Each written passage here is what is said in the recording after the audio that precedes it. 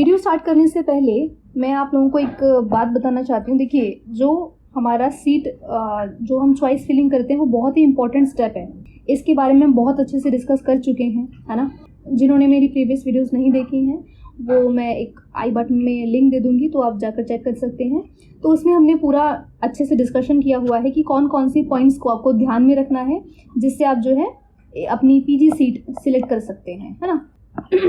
लेकिन फिर भी अभी भी अगर आपको डिसीज़न लेने में प्रॉब्लम आ रहा है तो मैं वीडियो के एंड में कुछ एग्जांपल्स आपके सामने शो करूंगी जिससे आपको समझ में आएगा कि पीजी काउंसलिंग का हर एक राउंड कितना इंपॉर्टेंट है। कुछ बच्चे होते हैं जिनको चॉइस ऑफ सीट सिलेक्ट करने में टाइम लग गया, है ना, या फिर उनको नहीं मिल पाया राउंड 1 में, तो वो पेशेंस के साथ में वेट करते हैं। राउंड 1 के बाद में राउंड 2 का वेट करते हैं और अपग्रेडेशन फिल करते हैं। फाइन। तो अगर आप लकी हैं तो आपको कुछ सिनेरियोज में वो सीट भी मिल जाता है, ठीक है। बहुत सारे केसेस ऐसे हैं कि उनको राउंड 1 में नॉन क्लिनिकल मिला होता है ना, लेकिन वो पेशेंट रहते हैं और बाद में राउंड 2 में उनको क्लिनिकल मिल जाता है। तो ऐसे कई सारे एग्जाम्पल हैं, मैं वीडियो के एंड में वो सारे आपसे एक बार डिस्कस कर लेंगे, ठीक है। तो और आपको क्लैरिफाई हो जाएगा कि आपको कैसे सीट अपना फिल करना है, ठीक है, चॉइस फिलिंग कैसे फिल करनी है।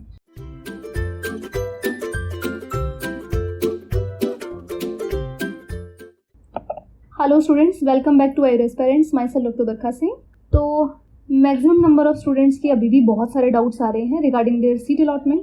कमेंट्स आ रहे हैं कि हमारी इतनी रैंक है तो क्या हमें गवर्नमेंट सीट मिलेगी या नहीं मिलेगी, या कितनी रैंक पर मैनेजमेंट सीट मिलने के चांसेस हैं, ठीक है।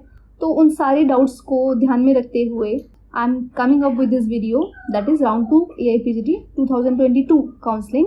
तो इसमें हम, जैसे हमने प्रीवियस वीडियो में राउंड 1 काउंसलिंग के बारे में डिस्कशन किया था, उसमें हमने लास्ट रैंक देखी थी कि क्लोजिंग रैंक के बारे में हमने पूरा डिस्कस किया था कैटेगरी वाइज। तो इस वीडियो में भी हम जो है कैटेगरी वाइज डिस्कशन करने वाले हैं विद डिफरेंट कोटाज। तो स्टार्ट करते हैं AIPGT 2022 राउंड 2 काउंसलिंग। तो जैसे हमने प्रीवियस वीडियो में देखा था वैसे ही हम इसमें भी डिस्कस करने वाले हैं, starting from Delhi university quota. So DU quota के अंडर ST कैटेगरी में 10,726 this was the last rank जिनको सीट मिली है स्वास्थ्य वृत्त डिपार्टमेंट में, ठीक है। नेक्स्ट अगर हम बात करें, और ये दो कैटेगरीज देखिए, कंफ्यूज मत हो जाना, ये वाली जो राइट हैंड वाली जो कैटेगरी है ये स्टूडेंट की कैटेगरी है, ठीक है, और ये वाली जो है वो जो सीट अलॉटेड हुई है उसके हिसाब से कैटेगरी दे रखी है, ठीक है। तो अगर हम बात करें SC कैटेगरी में, तो SC कैटेगरी में 5,767 वॉज द लास्ट रैंक जिनको अय्या में द्रव्य गुण सब्जेक्ट अलॉट हुआ है, ठीक है। नेक्स्ट अगर हम बात करें OBC कैटेगरी में, तो DU कोटा के अंडर 5,097 रैंक पर जो है क्रिया शरीर अलॉट हुआ है। अगर हम बात करें EWS में, तो इकोनॉमिकली वीकर सेक्शन में DU कोटा के under 4,137 rank is the last one जिनको अय्या में द्रव्य गुण अलॉट हुआ है, ठीक है। अब बात करें अगर जनरल कैटेगरी की, तो जनरल में जो है संहिता अलॉट हुआ है with a closing rank of 3811, ठीक है।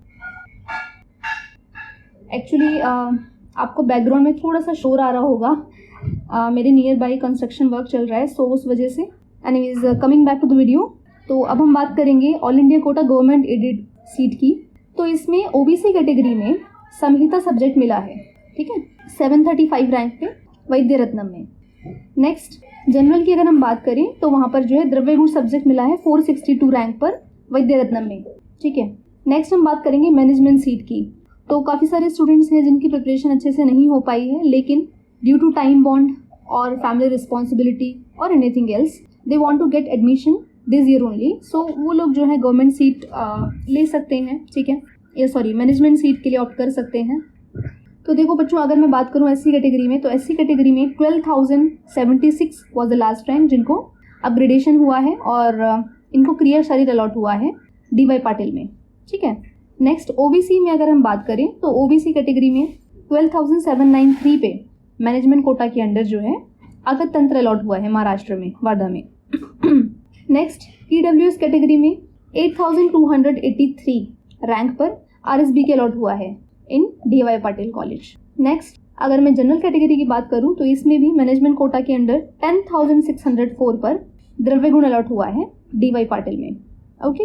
नेक्स्ट मैनेजमेंट सीट के बाद will move towards all India quota government stipendiary seat, okay. So इसमें अगर हम बात करें जनरल कैटेगरी में लास्ट रैंक वॉज 650 जिनको द्रव्य गुण अलॉट हुआ है, ठीक है, तेलंगाना में। नेक्स्ट EWS में रचना शारीर अलॉट हुआ है with the last rank of 755, Chhattisgarh में अलॉट हुआ है। नेक्स्ट OBC कैटेगरी में 830 रैंक पर जो है गवर्नमेंट सीट अलॉट हुई है उड़ीसा में, रोग निदान एवं विकृति विज्ञान के अंदर। नेक्स्ट बच्चों OBC PWD में 11,712 क्लोजिंग रैंक पर all India quota government stipendiary seat के अंदर चौधरी ब्रह्म प्रकाश मिला है, ठीक है, रोग निदान एवं विकृति विज्ञान। आगे देखते हैं SC कैटेगरी में। SC कैटेगरी में 2584 रैंक पर जो है गवर्नमेंट सीट अलॉट हुआ है हिमाचल में, पपरोला में, ठीक है। इसमें संहिता सब्जेक्ट जो है स्टूडेंट को मिला है। Next if I talk about SC PWD, इसमें जो है 10,379 रैंक पर गवर्नमेंट स्टाइपेंडरी सीट मिली है कर्नाटका में, ठीक है, एंड दैट टू काय चिकित्सा। So that's a good option the student is having. आगे चलते हैं ST कैटेगरी में। ST कैटेगरी में 5,432 वाज द लास्ट रैंक जिनको गवर्नमेंट स्टाइपेंडरी सीट अलॉट हुई है सेम पपरोला में। ये सब बातें थी गवर्नमेंट स्टाइपेंडरी सीट के बारे में। अब हम बात करेंगे सेंट्रल यूनिवर्सिटी में। सेंट्रल यूनिवर्सिटी में बच्चों ST कैटेगरी में अगर हम देखें तो 2,792 rank was the last one जिनको रचना शारीर अलॉट हुआ है। SC PWD में 10,279 वाज द लास्ट रैंक जिनको NIA मिला है स्वस्थ वृत्त ब्रांच। नेक्स्ट SC कैटेगरी में क्रिया शारीर अलॉट हुआ है जामनगर में 1,694 was the last rank. Next OBC PWD में सेंट्रल यूनिवर्सिटी के अंदर 10,434 वाज द लास्ट रैंकर जिनको अय्या मिला है स्वस्थ वृत्त ब्रांच। नेक्स्ट OBC की अगर हम बात करें तो OBC में 456 वाज द लास्ट रैंक जिनको NIA मिला है द्रव्य गुण ब्रांच मिली है। EWS में अगर हम देखें तो 384 वाज द लास्ट रैंक जिनको सेंट्रल यूनिवर्सिटी के अंडर NIA अलॉट हुआ है अगतंत्र ब्रांच मिली है इसको, ठीक है। लास्टली जनरल, जनरल कैटेगरी में 335 वाज द लास्ट रैंक जिनको जामनगर में रचना शारीर अलॉट हुई है।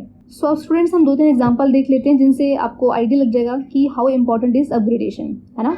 तो देखो बच्चों यहाँ पर 51 रैंक का एक स्टूडेंट है ना, जिनको अय्या में रोग निदान मिला था राउंड 1 में, है ना, लेकिन ही और she was not satisfied I think, तो उन्होंने राउंड 2 का वेट करा और राउंड 2 में उनको जो है जामनगर में पंचगढ़ में अलॉट हुआ है ना। तो इसलिए मैं आपको समझा रही हूँ तब से कि ये तो अपग्रेडेशन की बात हो गई, बट इन केस अगर आपके मार्क्स कम भी आए हैं तो डोंट लूज होप, कुछ नहीं पता होता, मॉपअप राउंड तक वेट करो आप, हो सकता है आपका लक अच्छा हो तो वहाँ पर आपको सीट अलॉट हो जाए, है ना। अगर आपने ये एम नहीं किया हुआ कि आपको क्लिनिकल ही लेना है ना, तो अगर कोई भी सीट आपके पास में अवेलेबल है, कोई भी ब्रांच आपको मिलती है तो आप मॉपअप राउंड तक वेट करो, ठीक है, और पेशेंस के साथ में वेट करना है। अगर आपको अपनी चॉइस ऑफ सीट भी नहीं मिल पा रही है फर्स्ट राउंड में तो आप राउंड 2 का भी वेट कर सकते हैं, अपग्रेडेशन कीजिए, ठीक है। और अगर अपग्रेडेशन कैसे करना है आपको नहीं पता, अगर आप इस पर सेपरेट वीडियो चाहते हैं you can comment down below, I will try to make a video on that topic also, okay.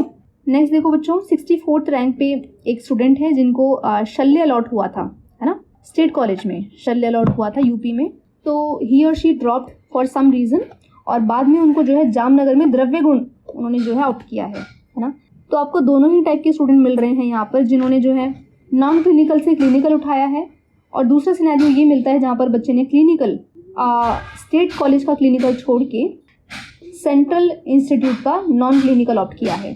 तो यही मैं प्रीवियस वीडियो में आपको समझा रही थी कि सेंट्रल यूनिवर्सिटी का नॉन क्लिनिकल उतना ही इंपॉर्टेंट है जितना कि स्टेट का क्लिनिकल, क्योंकि अभी रिसेंटली मुझसे 2-3 बच्चों ने डिस्कशन किया पर्सनली कि वो बहुत ज़्यादा कंफ्यूज हैं कि उनकी स्टेट कॉलेज में इतनी ज़्यादा पेशेंट्स नहीं होते हैं अवेलेबल, उनको एक्सपोजर कम मिलता है ना। तो अगर आप स्टेट में क्लिनिकल भी क्यों ना ले रहे हों, लेकिन अगर पेशेंट का एक्सपोजर कम है तो कोई फ़ायदा नहीं है ना, स्पेशली इन दोज केसेस जहाँ पर आपको फ्यूचर में क्लिनिक प्रैक्टिस ही करना है, ठीक है। ऐसे सिनेरियो में तो आपको वो चूज़ करना चाहिए जहाँ पर पेशेंट्स का एक्सपोजर ज़्यादा मिले, है ना, तभी आप अच्छे प्रैक्टिशनर बन सकते हैं। Fine, so with this I hope कि अब आप सभी के डाउट्स क्लियर हो गए होंगे, ठीक है। तो अच्छे से सीट चूज़ कीजिए and with best wishes I end up this video. Thank you for watching, and अगर आपको 1% भी ये वीडियो यूजफुल लगती है you can appreciate our aspirants by hitting the like button and share among your friends. Thank you.